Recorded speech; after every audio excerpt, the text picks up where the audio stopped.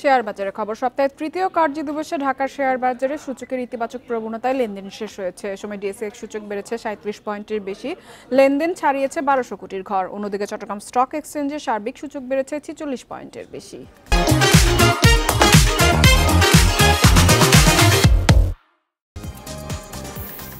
মঙ্গলবার দিনের শুরু থেকেই ইতিবাচক ছিল ঢাকার শেয়ার বাজার।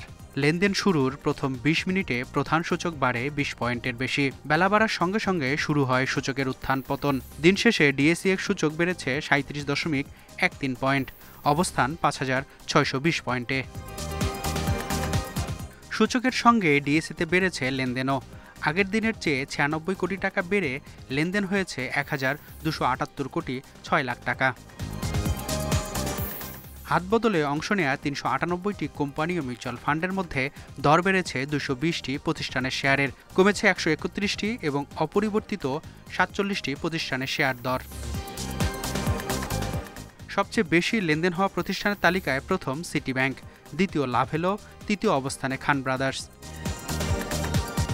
শতাংশের দিক থেকে দরবৃদ্ধির তালিকায় প্রথম মিরাকল ইন্ডাস্ট্রিজ, ইনটেক দ্বিতীয়, তৃতীয় খান ব্রাদার্স।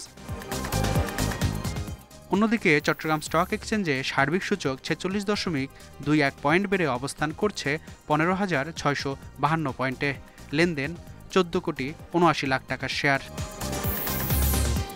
মেহেদী হাসান, ইন্ডিপেন্ডেন্ট নিউজ, ঢাকা।